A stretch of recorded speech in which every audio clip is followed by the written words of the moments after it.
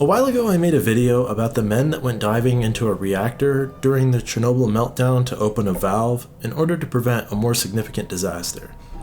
I did get one detail wrong in the video where I'd said that the men died because that was what I had heard from the sources, but I found out that I was wrong and the men lived surprisingly long lives. One thing that has come up in the comments quite a bit though was the fact that Chernobyl never actually happened, or that the official story was bullshit, and that there was some conspiracy behind the whole situation. I love a good conspiracy, so I put some other projects on hold to look into the top 10 most prominent conspiracies behind the Chernobyl disaster. Number 1 is the theory that I actually think is the real story. It creeps me out and it makes a lot of sense. So sit back and enjoy the top 10 conspiracy theories behind what caused the disaster at the Chernobyl nuclear power facility.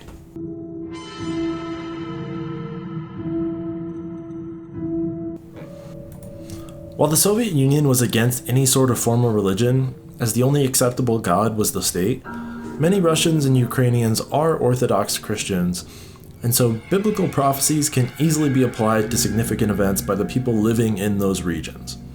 The disaster at Chernobyl was no exception, giving its seemingly apocalyptic nature. Looking at the book of Revelations in the Bible, chapter 8, verses 10 and 11 say, quote, "And the third angel sounded the trumpet, and a great star fell from heaven, burning as it were a torch, and it fell upon the third part of the rivers and upon the fountains of waters. And the name of this star is called Wormwood, and the third part of the waters became wormwood. Many men died of the waters because they were made bitter." End quote. Many people have attributed these passages to the event in Chernobyl. Fires from the plant could have easily been viewed as the torch, and the event as a whole could be interpreted as the trumpet, and the bitterness of the water could easily be the contamination of the water with radioactive particles.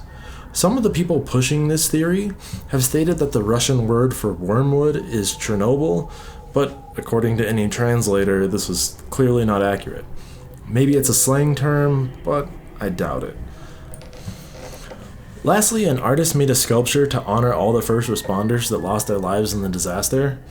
This sculpture is an angel blowing a trumpet, further leading me to believe that people do take this theory as gospel.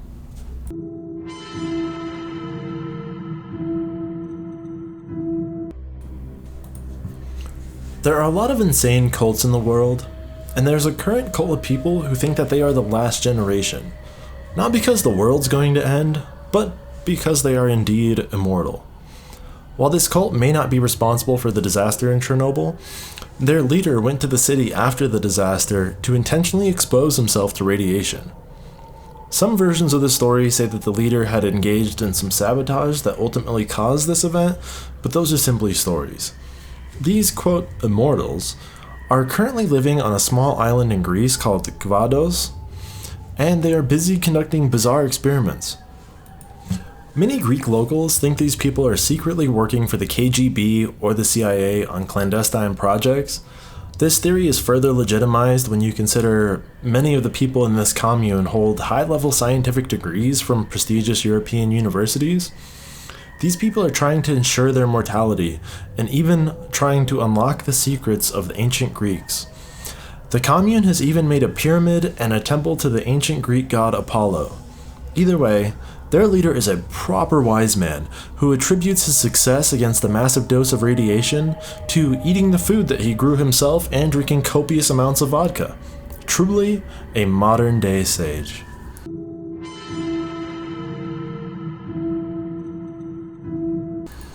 The Soviet Union and America both had numerous nuclear power plants in the 1980s. One theory is that the Soviet Union intentionally destroyed reactor number 4 at the Chernobyl power plant in order to test how such an attack in America would affect the nation. Sure, the Soviet Union had nuclear weapons, but given the mutually assured destruction deterrent to use the nuclear weapons, destroying a nuclear reactor in a more subversive way would have a similar area denial and fear factor as the use of a nuclear weapon, without provoking a massive barrage of nuclear missiles towards Mother Russia. It would make sense to use America's own nuclear reactors as a weapon. Given the history of the Soviet Union's treatment of the Ukrainians, it is not out of the realm of possibility that this was a grand experiment to test a new and insidious mode of attack. This intentional attack could have doubled as a way to test radiation exposure on human test subjects. When you consider that the Soviet authorities' response was not very significant given the situation, and that they elected to wait for so long to protect the citizens, this theory does make some sense.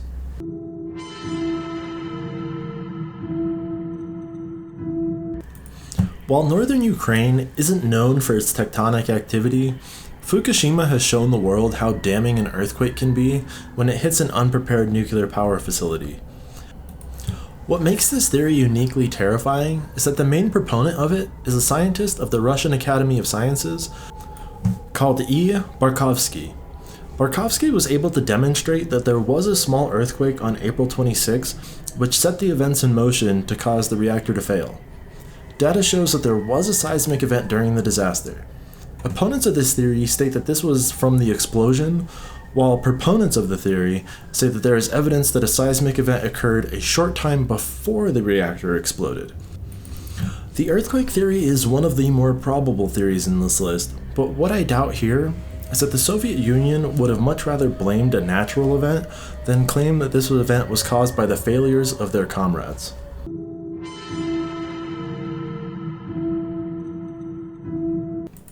This is essentially the same story as number 7, but rather than the earthquake being a natural event, the earthquake is said to have been a man-made event.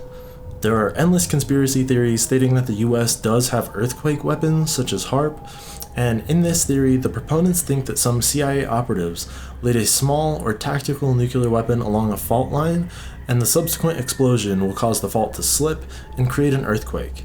If America was behind this disaster, it was definitely an effective area denial weapon.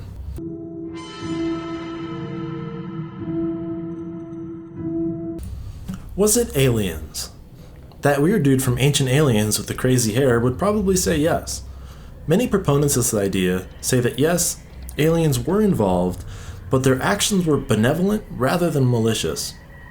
The alien theory doesn't deny that there was a genuine accident that resulted in an explosion of reactor number 4, but they do claim that there was a mass UFO sighting over the power plant immediately following the explosion. Somehow, with some advanced technology that we can't comprehend, the alien craft prevented further explosions and contamination at the plant. Perhaps the craft was absorbing radiation from the exposed reactor core as a way to fuel their craft up. One witness described the craft as a ball of fire that hovered over the plant for 3 minutes and then shot out 2 beams of light at the freshly exploded reactor. Meanwhile, a Soviet state-run newspaper called Pravda reported that the craft was hovering over the plant for upwards of 6 hours. Pravda also claims that radiation levels during this time dropped 4-fold and ended up preventing further explosions and meltdowns.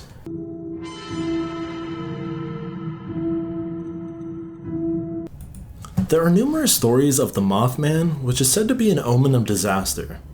Being a large, black, flying creature with crimson red glowing eyes, the Mothman is said to be a horrifying sight to behold. Well, right before the disaster at Chernobyl, and immediately following the disaster, there was a being sighted in the area. This creature was dubbed the Blackbird of Chernobyl, and oddly enough, the description of the Blackbird of Chernobyl matches the description of the Mothman to a T. Other coincidence between the famous 1968 Mothman sightings in America and the Blackbird of Chernobyl are the reports of nightmares of the people who have sighted the creatures and the eerie and malicious phone calls that people have received. While these creatures would seemingly disappear after the disaster that had occurred, the people who sighted these beings still have the same terrifying residual effects. Are these creatures evil? Maybe. One thing is for sure. If the Mothman or the Blackbird are real, sighting them means something terrible is about to happen.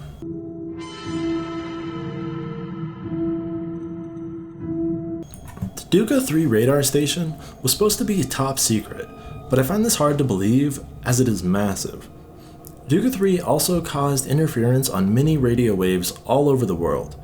This earned it the name the Russian woodpecker, since the interference was just high-pitched, rapid clicks. There are many theories surrounding its official use.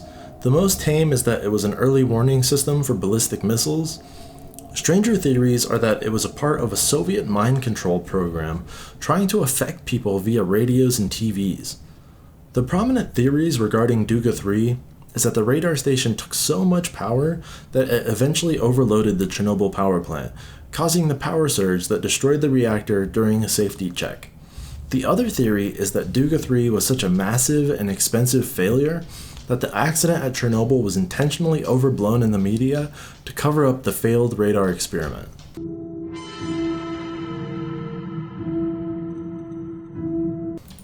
According to a Soviet colonel that managed special zone troops that worked directly at the Chernobyl plant, the disaster was the direct result of a, quote, foreign agent. Espionage and cloak and dagger sabotage of infrastructure was not uncommon during the Cold War. Historians do not deny that there was American infiltration within the Chernobyl plant. Archaic malware had been installed on Soviet computer systems numerous times in the past. The Russians still claim that an enemy agent was at the Chernobyl plant on the day of the explosion. Having worked in a utility plant myself, with automated valves, a computer virus could easily disable a valve. Seeing as how the men had to dive into a cooling pool to open a valve manually in order to prevent a further reactor explosion, this does seem plausible. Apparently, Russia is making a rival TV show to HBO's Chernobyl, where the cause of the catastrophe is due to CIA sabotage.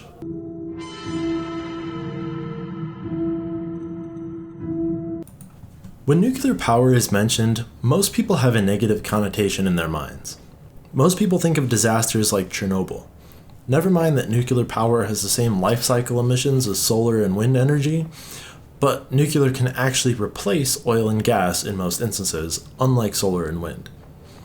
If America changed its energy production from 11% nuclear to 32% nuclear, then energy sector emissions would be reduced by 69%. However, nuclear power is viewed as a horrible thing, mostly due to Chernobyl. So what company controls most of Europe's energy? The Russian state-owned company called Gazprom, which, according to Forbes, is the 40th biggest company in the world. Since nuclear energy can supplant oil and gas, it would be a major benefit to some very wealthy Russian oligarchs if nuclear power had become demonized as a technology that could destroy the world. To me, this is the most feasible theory.